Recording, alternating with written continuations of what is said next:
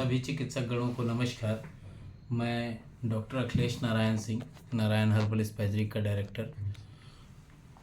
आज हम लोग NHEH BSc कोर्स में दमा ब्रोंकियल अस्थमा, आप लोग जानते होंगे अस्थमा दो प्रकार का होता है, एक कार्डिक अस्थमा, एक ब्रोंकियल अस्थमा। रेस्पिरेटरी ट्रैक्ट में ब्रोंकियल अस्थमा आता है, जिसे हम दमा के नाम से, अस्थमा के नाम से जानते हैं। अन्य नाम इसके होते हैं, उसे भी जान लीजिए। श्वासन रोग, जिसको सांस की बीमारी कहते हैं, तमक श्वास, एक्जम, श्वास की बीमारी, अस्थमा, एक्जमा, आवेगी दुश्वासन, जिसको पैरोक्सिमल डिस्नोपिया भी कहते हैं, इसे ब्रोंकियल अस्थमा भी कहा जाता है। रोग का परिचय: श्वासनियों या श्वास की नलिकाओं में ऐंठन आने या जाने से उत्पन्न श्वास लेने में कठिनाई, जिसमें साए साए की आवाज़ निकलती है, सांस फूलता है और इसे हम दमा कहते हैं। यही दमा रोग कहलाता है। अगर इसकी हम बात करते हैं, in the way difficulty in breathing accompanied by wheezing sound due to bronchial spasm।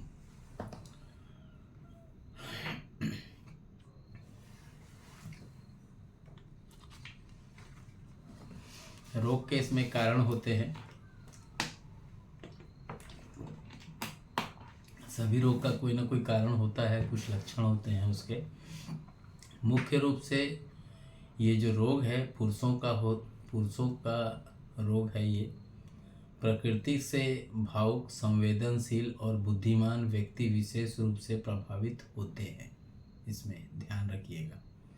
आक्रमण किसी भी आयु पर, प्रथम आक्रमण विशेष तौर पे 10 से 12 वर्ष की आयु में होता है। आधुनिक दृष्टि से इसे एक एलर्जिक डिजीज माना गया है।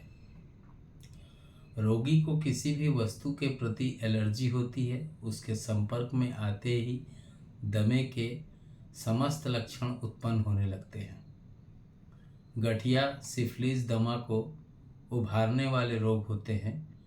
ब्रोंकाइटिस, यक्ष्मा, जिसे हम ट्यूबरकुलोसिस के नाम से जानते हैं, भी सीधे इस रोग से ताल्लुक़ रखते हैं। इसके लक्षण उत्पन्न होने लगते हैं, या यूं कहूँ कि सीधे इस रोग को पैदा करते हैं।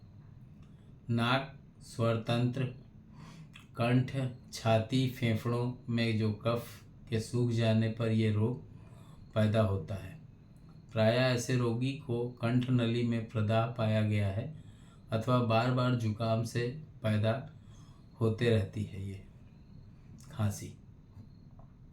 दमा विस्तारत में आने वाले रोग हैं। कभी कभी रोगों में रहने वाली उसकी जो पीढ़ी दर पीढ़ी ये दमा आ सकता है, जैसे हिस्टीरिया रोग होता है। कुछ परिवारों में ये रोग पीढ़ी दर पीढ़ी चलते रहता है। जिन बच्चों को माँ का दुलार कम मिलता है, वे इसके शिकार अक्सर हो जाते हैं। कुछ खाद्य पदार्थ भी इसमें शामिल होते हैं, जैसे मॉर्फिनिक एसिड होती है। न बैठने के कारण दमा का जो दौरा होता है वो पैदा कर सकता है। कुछ खाद्य पदार्थ में जैसे गड़बड़ी होती है, उसी प्रकार से पेट के जो कब्ज होते हैं और गैस बनने से जो अस्थमेटिक पेशेंट होते हैं उनको दौरे बढ़ते हैं। कारण ये भी होता है कम उम्र में जो सिगरेट बीड़ी इसकी लत में आ जाते हैं, उनको भी अक्सर ये देखने को मिलता है। 35-40 की एज में उन्हें शिकार होना पड़ता है। बच्चों में ये रोग आमतौर से खसरे और काली खांसी होने के बाद हुआ करता है। अगर फेफड़े कमज़ोर हो जाते हैं तो भी दमा होने का एक प्रमुख कारण इसे भी माना जाता है। अगर हम लोग रोग के लक्षण की बात करें तो दमा का जो रोग है, दमा दैट मीन्स अस्थमा है ना, ब्रोंकियल अस्थमा बोल रहे हैं। दमे का दौरा प्रायः जो रात्रि के प्रारंभ में होता है, परंतु कभी कभी दिन में भी देखा जा सकता है। रोगी को दौरे का जो पूर्व आभास होने वाला जो रहता है, उस टाइम किस टाइप के कुछ 2-4 लक्षण मैं बता देता हूँ। शरीर में बेचैनी लगेगी या सुस्ती हो सकता है, नाक या ठुड्डी में खुजली होगी, भूख की कमी या पेट में आफरा टाइप का या पहले ऐसी कंडीशन होने लगती है, उससे दौरे के आभास व्यक्ति को होने का पूर्वानुमान मिल जाता है। दौरे का जो समय होता है, रोगी जाग जाता है, उसे अपना दम घुटता हुआ और सीना जकड़ा हुआ सा मालूम होता है। रोगी खिड़कियां खोलकर दोनों हाथ उठा लेता है और उसको ऐसा लगता है कि वो हवा सीने के अंदर आ जाए। हाथ को उठा करके कपड़े खोल देता है, हाथ उठा करके चाहता है कि जो हवा उसको दम घुट रहा है, उसको सांस लेने से उसकी दम घुटने की जो समस्या है उसका निजात उसको वहाँ से मिल जाए, पर ऐसा होता नहीं है। सांस लेने से वो लेने व छोड़ने में कष्ट महसूस होता है, सांस जल्दी लेता है, सांस निकालने में ज़्यादा देर लगती है, सांस लेने व छोड़ने में साए साए की आवाज़ आती है जो दूर बैठे हुए व्यक्ति को भी सुनाई दे देती है। रोगी का चेहरा नीला या पीला पड़ सकता है और बड़बड़ाता है, व्यक्ति घबराया हुआ महसूस होता है, बड़बड़ाता है। उसकी जो सिराएं होती हैं, वेंस होती हैं, वो फूल जाती हैं और रोगी व्यक्ति जो होता है, अस्थमेटिक ब्रोंकियल अस्थमेटिक पेशेंट जो होता है, वो पसीने से लथपथ भी हो जाता है। गीले मतलब जब गीला हो जाता है तो ठंड अलग से आती है और वो ही एक कारण हो जाता है, अस्थमा को ग्रोथ करवा देता है। ठंडा शरीर नहीं होने देना चाहिए अस्थमेटिक पेशेंट का, ज़्यादा हॉट भी नहीं होने देना चाहिए। दौरे के अंत में थोड़ा सा कफ निकलता है जिसमें उबले हुए साबूदाना की तरह नन्ही नन्ही गोलियां जैसी दिखाई देती है। कफ निकलते ही जैसे ही रोगी को कुछ दम मिलता है, सोचता है कि मरने से बच गए। दौरे के समय रोगी को भय रहता है कि कहीं ऐसा दम रुक कर प्राण न निकल जाए। कफ निकलना शुरू होता है तो दौरे की जो तेजी होती है वो शांत हो जाती है और जब कफ निकल चुका होता है तो दौरा शांत हो जाता है। रोगी को प्रायः बोलना चाहिए बड़ी मात्रा में पीले रंग का पेशाब आता है और रोगी इसके बाद सुबह तक वो बिना बेचैनी के चैन से सो पाता है। इसमें कुछ एक पॉइंट्स हैं जो याद रखने वाली पॉइंट्स हैं। दमा का जो रोगी होता है वो सामान्य अवस्था में नहीं रहते। दौरा होने पर बहुत भयानक कष्ट होता है, पर दमा जोर लगाने से जब दूर हो जाता है तो वह व्यक्ति स्वस्थ हो जाता है। अधिकतर अमावस्या और पूर्णिमा के दिन ऐसी घटनाएं बढ़ती हैं या देखने को आती हैं। दमे का जो दौरा होता है वो कुछ मिनट से लेकर के कुछ घंटों तक जारी रह सकता है। अक्सर देखने में आया है कि कुछ हफ्ता तक प्रत्येक रात्रि में एक निश्चित समय पे ही दौरा उठता है और उसके बाद कुछ हफ्तों या महीनों तक बिल्कुल नहीं पड़ता है। रोग की पहचान क्या है? रोगी खुद बताता है कि चिकित्सक बताता है। क्या करता है चिकित्सक? उठाता है अपना स्टेथोस्कोप, दोनों ईयरपीस कान में लगाता है और उसके माउथ पीस से जो उसका हम जो पकड़ते हैं ऐसे स्टेथोस्कोप को हेड को। इसकी अधिक जानकारी चाहते हैं तो एक पुस्तक अभी मैंने लिखी है जो कि मेरी अंतिम पुस्तक है। अभी तक 2017 से लगातार ये सिलसिला जारी रहा। 2012 में पहली आई थी, लेकिन 2012 के बाद उसे 2017 में दोबारा उतारा गया। 2017 के बाद 2018 में लीगली मैंने फर्स्ट पुस्तक का लेखन किया। सेकंड पुस्तक लिखी 2019 में, 2020 में तीसरी, 2021 में चौथी, 2022 में पांचवी पुस्तक जो थी वो इलेक्ट्रोहोमोपैथी महाग्रंथ पार्ट 3, ये ऑन्कोलॉजी ट्रीटमेंट पे लिखी गई है। उसके बाद 2022 में एक पुस्तक लिखी गई, 2023 में फिर एक पुस्तक लिखी गई। 2022 में जो पुस्तक लिखी गई थी उस पुस्तक का नाम था the fundamental of electrohomeopathy and its modern diagnosis part 1। इसे बहुत चाव से लोगों ने the legend of junior Sinha part 1 नाम रख दिया था। हालांकि इस पुस्तक का नाम the fundamental of electrohomeopathy and its modern diagnosis with materia medica जो आई है वो लास्ट पुस्तक है, जिसमें इलेक्ट्रोहोमोपैथी के चिकित्सकों को काफ़ी कुछ जानकारी है जो कि आपको किसी बुक से या किसी टीचर के माध्यम से नहीं मिलेंगे। जब आप प्रैक्टिकल करेंगे तो उसका अनुभव खुद से आप कर सकते हैं। ये अपने आप में इसलिए कारगर है क्योंकि स्टेथोस्कोप का यूज़ करना हमें परफेक्शन को सिखाता है। बीपी ऑपरेटर का, ईसीजी का और भी बॉडी के अंदर कई चीज़ें हैं जिसकी जानकारी चिकित्सक को चिकित्सा करने के माध्यम से होनी चाहिए और वो अपने अनुभव के आधार पर सीख पाता है। ये अपने अनुभव को मैंने इसमें शेयर किया है। अगर कोई नया चिकित्सक है और इस पुस्तक को लेके पढ़ना चाहता है तो ये पुस्तक 1750 रुपये में आपको उपलब्ध हो जाएगी। करना क्या है, गूगल पे 9407761264 पे आपको गूगल पे करना है। 1750 रुपये आपका एड्रेस पिन कोड के साथ भेज देना है।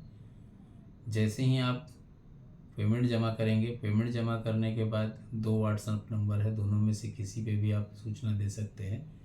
990424848934। एक बार नंबर दोबारा से सुन लेंगे, 9904248934। ये रविंदर शर्मा जी का नंबर है। और एक नंबर और है 9407761264। इस नंबर पे आप संपर्क करके अपनी जानकारी दे सकते हैं कि सर मैंने अपनी बुकिंग कराई है, मुझे ये पुस्तक चाहिए, और आप व्हाट्सअप कर देंगे तो जानकारी मिलते ही आपकी पुस्तक लिफाफे में डाल करके, शहर में होंगे तो बाई कुरियर, और अगर गांव से ताल्लुक़ रखते हैं तो स्पीड पोस्ट के माध्यम से आपकी पुस्तक आपको डिस्पैच कर दी जाती है। बात आती है स्टेथोस्कोप से छाती में परीक्षा करने पर साए साए की आवाज़ कहाँ पे सुनाई देती है। इसका आकलन आपको करने का पूरा नॉलेज इलेक्ट्रोहोमोपैथी की जो पार्ट 2 बुक है, the fundamental of electrohomeopathy and its modern diagnosis with electrohomeopathy materia medica, ये अद्भुत नॉलेज है इसमें उनके लिए जो सीखना चाहते हैं। रक्त में जब हम टेस्ट कराते हैं डीएलसी में, आप देखेंगे उसमें स्नोफिलिया बढ़ा हुआ मिलेगा आपको। एक्सरे में श्वासनिकाएँ जो होती हैं उसमें अधिक स्पष्ट तो नहीं दिखाई देता है, लेकिन फिर भी दिखाई देता है। रोग का परिणाम क्या है, प्रायः बचपन का जो दमा जवानी में अच्छा हो सकता है, हो जाता है, पर जवानी में पैदा हुआ दमा सदा बना रहता है। ये दिमाग में रखिएगा। दमे का दौरा बार बार पड़ते रहने से रोगी को एम्फीसीमिया रोग भी हो जाता है, जिससे हर समय रोगी का सांस फूलते रहता है। जब मध्यम आयु के रोगी को ये रोग होता है तो सांस फूलता है तो वो बार बार खांसता है और बलगम बाहर ना आ रहा हो, ऐसा देखने को मिलता है।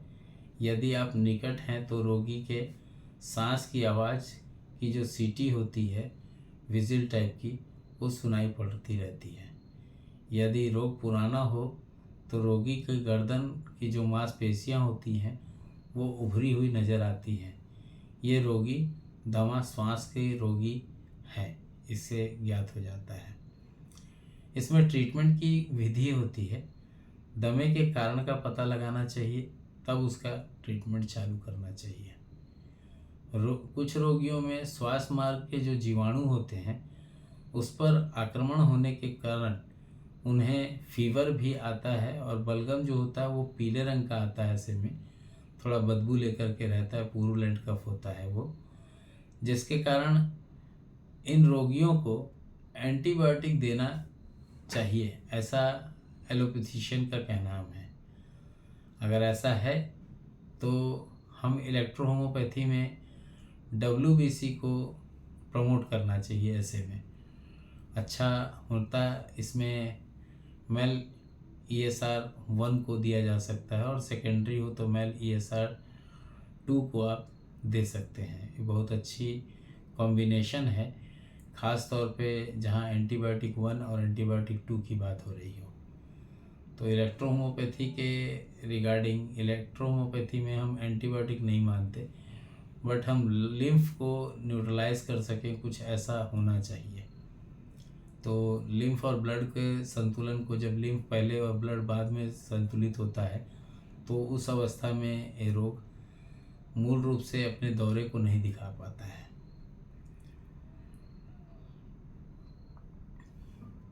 पर जब फीवर समाप्त हो जाए तो उस कंडीशन में व्यक्ति का जो बलगम होता है उसका रंग जो होता है वो साफ हो जाता है और दमे का उपचार उसी सीरीज में करते रहना चाहिए। डोज को धीरे धीरे अप करना चाहिए। दमे के रोगियों को इस्नोफिलिया की जो संभावना को ध्यान में रखते हुए रक्त का जब हम CBC कराते हैं, ब्लड का CBC कराते हैं, तो उसे हमें देखने को ये मिल जाता है। दमा का कारण क्या है? क्या ब्रोंक्यूली में कोई प्रॉब्लम है? श्वास नलिकाओं में कोई प्रॉब्लम है? तो प्रॉब्लम का आपको नॉलेज होना अनिवार्य है। अगर नॉलेज नहीं है तो उस कंडीशन में ट्रीटमेंट में दिक्कत होगा। ख़ास तौर पे ब्रोंकोडायलेटर जो होते हैं, जो जैसे NH नेबुलाइज़र इनहेलर सॉल्यूशन है, ये ब्रोंकोडायलेटर है। तो ऐसे कंडीशन में इसको देना चाहिए ताकि श्वास मार्ग में हो रही रुकावटें जो है वो समाप्त हो सके। इसमें व्यक्ति को जब ज़्यादा अस्थमा बढ़ता है, एलर्जी आती है, तो उस कंडीशन में NH अस्थागो मेडिसिन है, इसे देना चाहिए।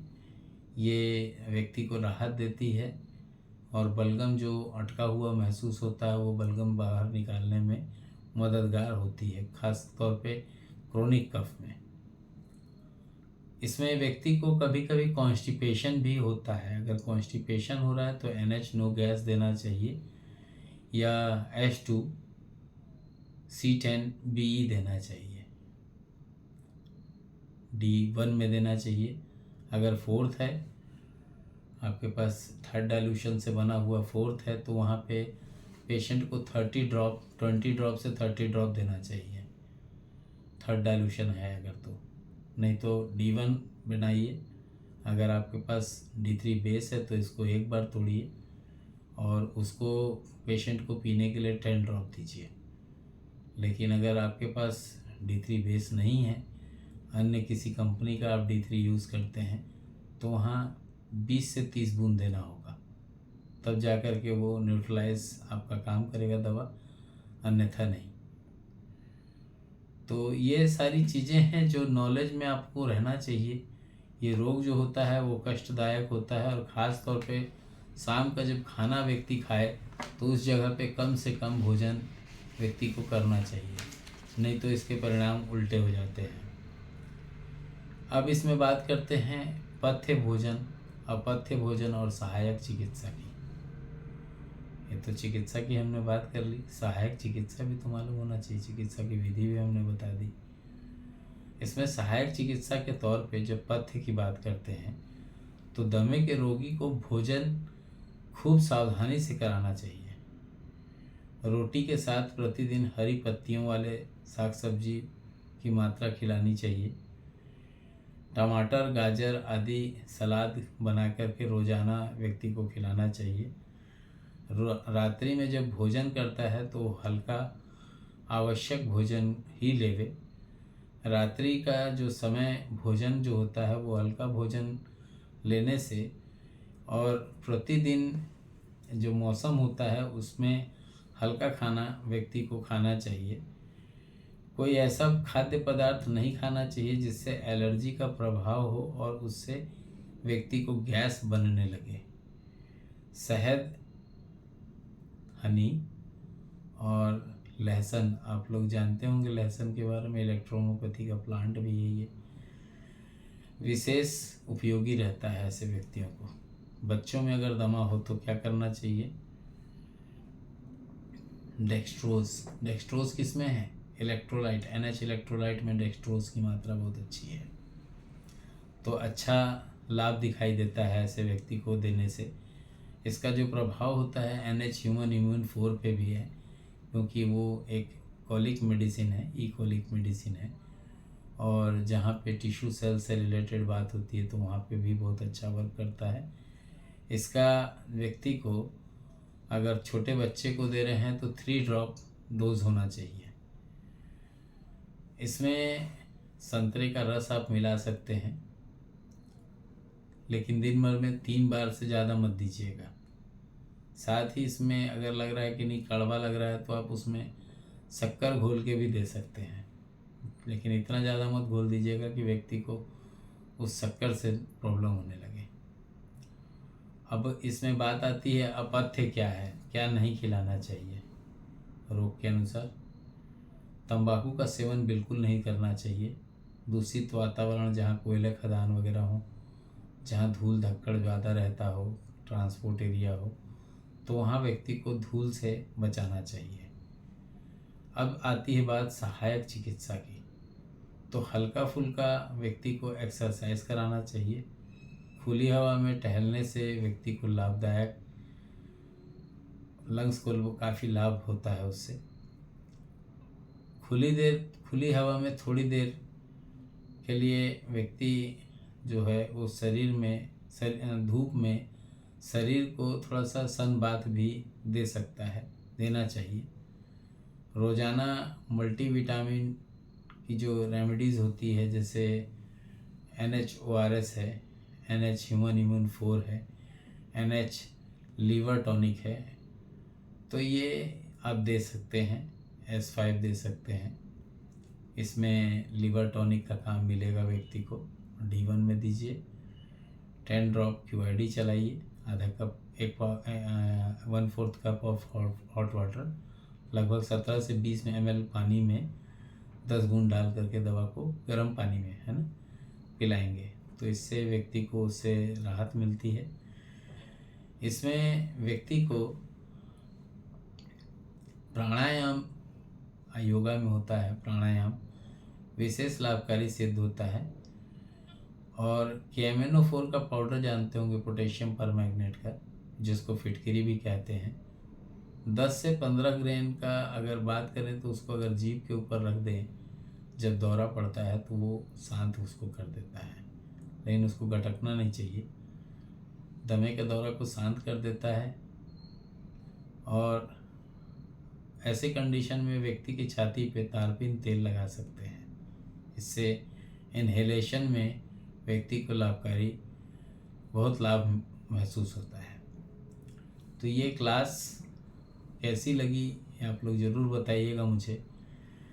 श्वास के रोगी को प्रत्येक 2 से 3 घंटे में गर्म पानी या गर्म पेय लेते रहना चाहिए, जिससे उसका चिपका हुआ बलगम पतला होकर के बाहर निकल जाए और व्यक्ति को दौरे न पड़े। इलेक्ट्रोहोम्योपैथी चिकित्सा विज्ञान में मैं अखिलेश नारायण सिंह, पहली पुस्तक मैं अखिलेश नारायण सिंह और एक चिकित्सक और डॉक्टर एस एम ने मिल करके लिखी थी। इस पुस्तक को बोलना चाहिए एस एम, दैट मीन्स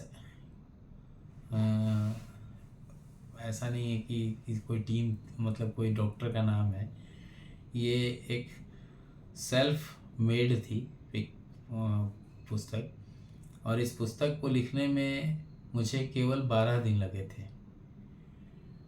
इस पुस्तक को 2017 में कच्चे पे और 2018 में पक्के तौर पे मैंने पूर्ण रूप से लिखा, और काफ़ी सराहा गया ये पुस्तक, और लगभग 18 चिकित्सक जो आज मास्टर ट्रेनर के तौर पे लोग जानते हैं वो उभर के आ सके। पार्ट उसके बाद 2 लिखना था, लेकिन इसके बीच में मैंने एक पुस्तक लिखी थी पॉकेट डायरी। लगभग 132 बुक्स मैंने इसकी सेल की, और आज वो पुस्तक बैन है इसलिए क्योंकि जिस दिन उसका पूरा उजागर, क्योंकि वो 860 पेज की बुक थी, फर्स्ट एडिशन 3 लोगों को और सेकंड एडिशन में 129 लोगों को ये पुस्तक डिस्पैच हुई। फिर ये पुस्तक बंद कर दी गई। फिर नेक्स्ट पुस्तक इसकी इलेक्ट्रोहोम्योपैथी महाग्रंथ पार्ट 2 आई, जिसमें फर्मेंटेशन प्रोसेस, जिसमें एफरेंट फ्राइन मेथड और डायल्यूट्रोबिस मेथड को मैंने शॉर्ट नोट्स में दर्शाया था। हालांकि ये जो पुस्तक का लेख है ये विस्तार से the fundamental of electrohomeopathy and its modern diagnosis part 2 में लिखा है मैंने। फिर सेकेंड वे में जब पुस्तक की बात करते हैं तो इलेक्ट्रोहोम्योपैथी की 2 महाग्रंथ छपने के बाद the fundamental of electrohomeopathy and its modern diagnosis, जिसको लोगों ने बहुत चाव से the legend of junior Sinha, जो कि शेख मंसूर जी के ऊपर लिखी गई थी, से सिंगल मेडिसिन के कॉम्बिनेशन, कौन से डाइल्यूशन पे देने से कौन सा डिजीज़ को हम ठीक कर सकते हैं, ये प्रैक्टिस ऑफ मेडिसिन बुक नाम होनी चाहिए थी। But the fundamental of electrohomeopathy and its modern diagnosis इसलिए था कि मॉडर्न डायग्नोसिस के अनुसार एक सिंगल मेडिसिन से हम कैसे ट्रीट करें, उसकी सटीक जानकारी थी इसमें। फिर थर्ड पुस्तक आई 2023 में, द इलेक्ट्रोहोम्योपैथी महाग्रंथ पार्ट 3। ये एक ऑन्कोलॉजी ट्रीटमेंट की बुक है जिसमें 24 मेडिसिन के कॉम्बिनेशन से लगभग 32 प्रकार के ऑन्कोलॉजी ट्रीटमेंट का कंसेप्ट और 21 कैंसर के जो कैंसर सेल होते हैं, मेलिग्नेंट सेल होते हैं, या कैंसर सेल लाइन स्टडी जो होती है, उसके रिगार्डिंग हमने 4 रिपोर्ट्स के आधार पे टोटल 21 मेलिग्नेंट सेल के को ठीक करने का कंसेप्ट लिखा विथ अपनी मेडिसिन्स के आधार पे, क्योंकि इन मेडिसिन्स के आधार को लेकर के अन्य चिकित्सकगण, बहुत सारे चिकित्सकगण हैं, नाम नहीं लेना चाहूँगा क्योंकि नाम लेने से उनकी भावनाएं आहत होती हैं, उनको ईगो पे आ जाती है, तो ऐसा मैं नहीं करना चाहूँगा क्योंकि ये गलत भी है। और तब आती है बात कि इन रेमेडीज़ को लेकर के जो D3 बेस का कंसेप्ट जो कि मैंने सेल्फ जनरेट किया था, जिसमें 14 अलग अलग सीनियर डॉक्टर्स ने मेरा सहयोग किया था, जो कि लगभग 25 साल 30 साल से इस फील्ड में थे। उनके सहयोग मिलने के बाद ये पूर्ण रूप से परफेक्शन पे काम करते रहे, और अंत में 21 जनवरी 2024 को the fundamental of electrohomeopathy and its modern diagnosis part 2 का भी विमोचन हुआ। ये पुस्तक 1750 रुपये में आप ले सकते हैं। बुकिंग करा लेंगे पहले और तब ये पुस्तक ले लेंगे। 2150 रुपये इसकी मूल्य है। कुरियर चार्ज के साथ में 1750 रुपये में ये पुस्तक आप ले सकते हैं, इसकी बुकिंग करा सकते हैं। आज की क्लास आप लोगों को कैसी लगी बताने का आग्रह है आप सभी को, क्योंकि आप लोग वीडियो देख लेते हैं लेकिन कमेंट नहीं डालते हैं, लगता है कि कोई लाभ नहीं हुआ।